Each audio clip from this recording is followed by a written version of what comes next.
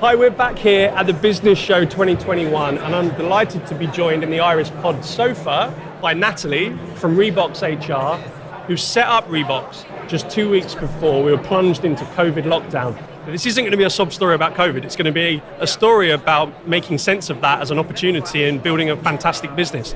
Welcome, Natalie. Thank you for having me, and positive vibes only. I think we need to keep it light, don't we? We've dwelled on that for far too long. We really do. So let's just go to the beginning. You started up Rebox in early part of 2019, but when did that idea to set up this online HR platform come from? So I think that I've always been really in tune with the big success stories. So your Amazons, your Teslas, all of that stuff. I love business. I'm a self-professed business nerd. So what I like about that is that it's innovation and creativity. And whilst I'm very good at giving HR advice, I still have that element in me. And what I wanted to do was to allow SME businesses to have access to HR, which is something they traditionally don't have, by giving them a cost-effective and supportive bespoke HR service, rather than throwing templates at them and hoping that they will be okay with that and that they won't get into legal hot water. So I've been really fortunate to work with so many businesses and different industries. So it's really opened up my commercial experience too. Excellent. So you started the company, and at that moment, did you have any notion that the world was about to be thrown upside? Well, you must have had some idea because it was in the news, but what were you planning for in terms of the lockdown? I don't think there was a plan. If I said there was a plan, then I would be doing Boris Johnson's job. But ultimately, it is a situation we were thrown into, and you find that people either really get stuck in and say, right, okay, how can I make a difference? How can I make this work? I'm that person. So I didn't dwell on it. I was very much advising my clients on how we manage this situation. How do we communicate to employees? How do we soften the blow? It's not been easy. I would love to say I've had the perfect start to creating my own business and inspire the future generation and say, yeah, go on, do it. If I can do it, anybody else can. But I don't have that linear approach. And I think the best thing about that, it teaches you as a person how to run a successful business, but it also helps you to provide the best service to your clients, because you're leading by example. You're giving them the best advice and the best guidance and the best support that they deserve, but you're also setting the standard for your profession. And that's always where I've found that HR potentially lacks, is that it's always seen as very unapproachable. They wear suits, they're in a dark office down the end of the corridor somewhere, and that's just never been me. I've always been embracing that unique approach. Sometimes perhaps that's ahead of your time. So I think it's always easy to think, oh, well, just go and do it and set up my own company and go on my own. But experience tells you otherwise. So I've learned a lot over the years and developed a 17-year HR career. And I'm just very lucky to be sat where I am now. Do you feel a kind of pressure lifted that the thing that you envisaged, well, two things, I guess. First of all, the thing you envisaged is now successful. And we'll talk about, your clients and the success that you've had over the last year and a half, but also being unconstrained, unlocked from the corporate world of HR and doing your own thing. Yeah, there is certainly a fantastic level of autonomy, and I can be as creative and supportive, and I can develop people, but I actually see that result, because obviously with your own business comes your own reputation, and I need to make sure I'm giving the best impression to those. So we're setting the standards for those industries and setting the best example to employees. So a lot of what I do is instilling best practices within businesses. But the good side of that is if the employer is doing the right things and supporting people, they're going to have less turnover, less costs, and they're actually going to be an employer of choice. So that's what I aspire to do with everybody that I work with, and they can achieve it, but sometimes it just takes time and you have to be patient, whereas sometimes people want an overnight result, and we both know that takes time. So being patient and kind is a really strong theme that I've found out of the whole pandemic situation, because people have really thought about what's important in life. So I was talking to someone earlier about hybrid working, and is it a resistance to come back to the office? Yes, absolutely. So flexible approaches and forward thinking is absolutely essential if you want to attract the best people. So it's looking forward and seeing what your business needs and collaborating that with what the desirable outcome will be. So it's fascinating work. Yes. Do you think that the lockdown has really dispelled the myth that a hybrid working approach is not as scary as maybe some senior leaders in companies previously thought, because they were forced into it, and maybe it was something before where I want to see my team, I want to know that they're working, and now we've almost broken down those barriers by virtue of the fact that we were forced into that situation? I think when the choice is taken away, that's when people start to realise we've got all of these resources and necessaries that we need to have. So Zoom, that was an amazing time to for them especially, and of course Microsoft Teams and other services are of course available. But it's one of those situations where the trust, I think initially it was a trust thing for employers. If somebody isn't physically present in the workplace, how do we know that they're doing their job and not doing the washing or collecting their children from school? Or there's so many factors that came into it, and I found that the employers that I work with especially that were the most resistant to change are the ones that have actually really embraced it and have carried on hybrid working. That my brother, he works for a national based company, and they've gone straight back to work. And one of the queries that he has now is actually, do I want to continue commuting into London for an hour and a half each way every day? Or if I can do my job easily from home, why doesn't my employer trust me to do that?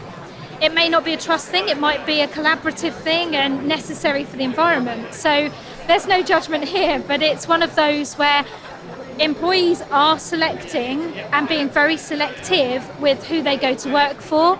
So I think it's around 54% of employees are actively looking because their employer isn't allowing them to hybrid work, which is a staggering statistic. That's unbelievable. Yeah. In terms of just to shift it towards people, not that that's not about people, but I'm talking now about the relationships that people can build when they are together. How challenging do you see it from an HR perspective to build those relationships between team members when they may be recruited during lockdown and maybe even now they're working purely virtual? From a people development and relationship development point of view, how do you see that from the HR seat? I think it's a bit different for me because I've always seen it coming. So when I worked for a construction company, there was so many different types or clusters of employees. So there were some that still preferred to have a paper pay slip. So when we moved electronically, it was quite a challenge. And to be honest, I love a challenge. So I embrace that because it teaches you to be resilient as a person, and it teaches you best practices yourself, because we often lose sight of our own development. So when we're looking at employees as groups of people, we have to tailor it. There is no longer a one-size-fits-all, send out this policy and hope it will work. You have to adapt. So things like appraisals have really been in demand because people have then come to me and said, Natalie, I want to make this work for this person and I want to tailor a development plan for them. What I don't want them to do is to all of a sudden think there's no progression for me and I want to move on in my career, because if I'm not going to get that from my current employer, I'm going to go somewhere else. And I've done that in my own career, and it's a difficult decision to make. But employees, again, are very aware of what's important in life and they want to generate a career. Like myself, I've gone and generated my own business. So I think people's aspirations have probably been really reflected on and given a total sense of purpose. So I'm fortunate to do what I absolutely love every day, and that's to help clients in the right way, especially nobody rings HR when things are going right. Yeah. What they want to do is to find a solution. Yeah. So to be that supportive and caring person that really cares about their business is what I absolutely love. What are the other challenges that you see smaller businesses as they seek to find their market fit and grow? What are the other challenges that they face? We've obviously spoken about virtual or hybrid working. Training and development might be a big thing. What other challenges do you see businesses facing that maybe they leave for later, and something like your service can help them maybe think about it here and now? Yeah, so I always say, let's work on the basics first. So always the walk before you run approach, purely because when you've got the solid foundations, that helps increase people's confidence to be able to deliver the not so positive messages and to manage their people effectively. When it comes to training, yes, you might need a mixture of different ways, because even if you get everybody into a room, they're not necessarily going to respond in exactly the same way. So I do a lot of work with clients that have autism, for example. They have autistic employees, and what they actually do is they say, Natalie, how do we tailor this particular course to this person?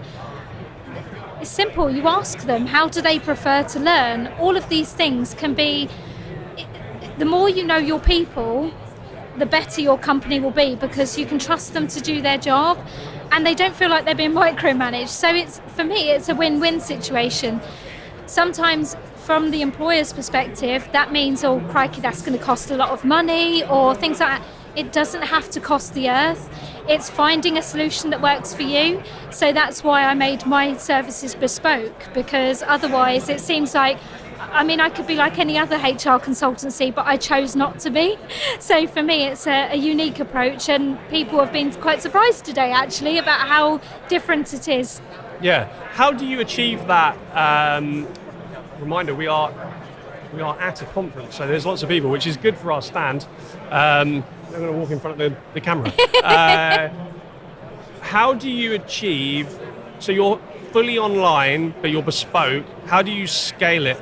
Because you have more than 70 clients now, which you've grown through the course of the last 18 months, which is incredible. Congratulations. Yes. Thank you. But it's just you, right? So how are you able to achieve the balance between scale and online self-serve approach? Because I've used services like this, and it just feels like a library of templates, quite honestly. Oh, yeah. And you're not that. No.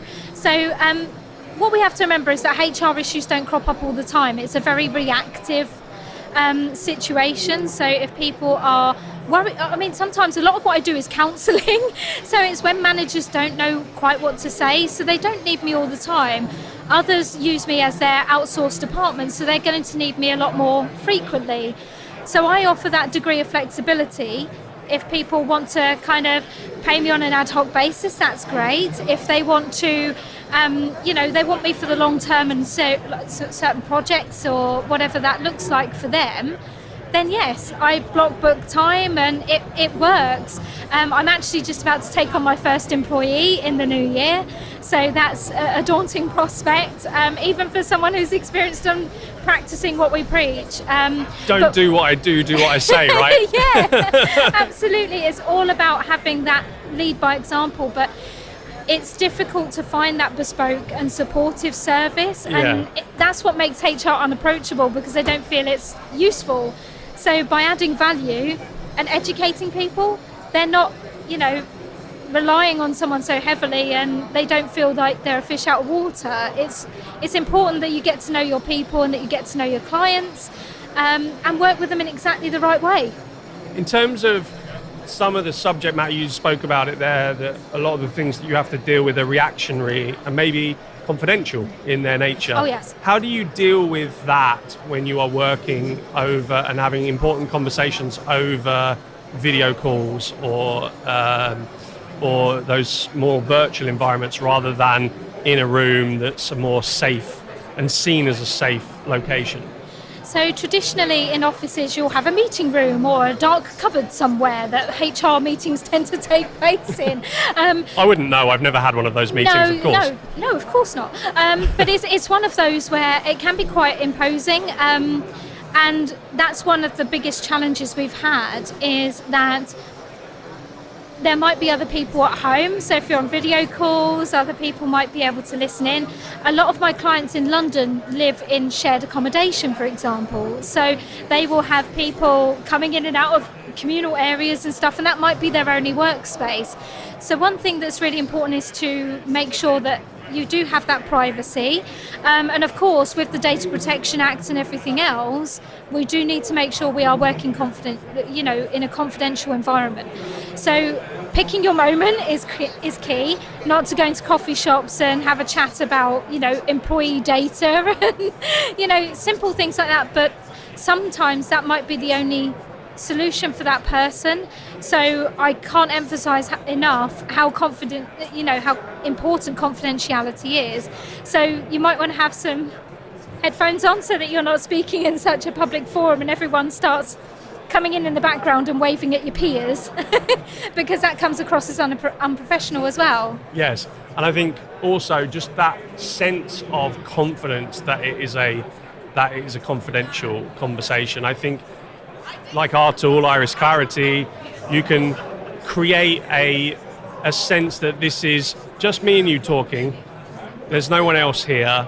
This is a confidential conversation. And I think sometimes we have to contend with those uncontrollable environments, which is why the entire point of why we built this technology, whether that's for a call center or for a more entrepreneurial, smaller business. It is wonderful, by the way, Tom. I have tried it.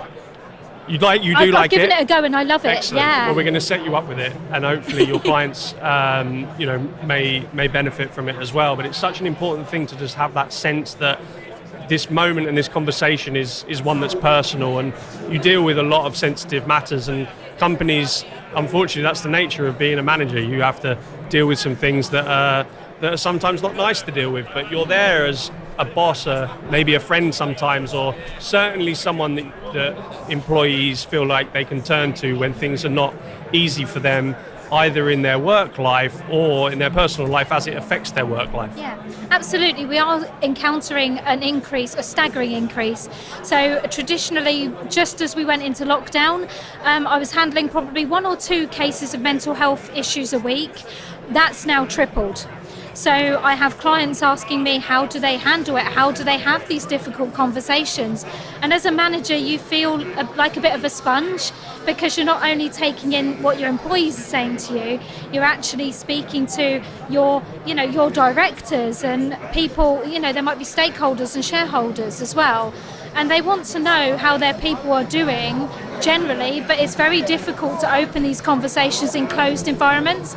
So I teach them to open it up a bit, spot the signs, and I give out a lot of free advice and talking to people on my website about how to spot the signs, because it's something we all need to be aware of. Well, I think that's a fantastic note to finish this conversation on the mental well-being side. Congratulations with everything you've built at Rebox. You. Do you want to just tell people how they can find you? What's the web address? We'll put it underneath here. So underneath, it's www.reboxhr.co.uk. And if anyone wants to email me, it's hello@reboxhr.co.uk, and I'd be pleased to speak to you. Thank you so much, Natalie, for your time. Really appreciate the chat, and good luck for the rest of the conference. Thank you, and to you too. Thank you. Guys, we'll be back soon with more content from the Business Show 2021. Thank you.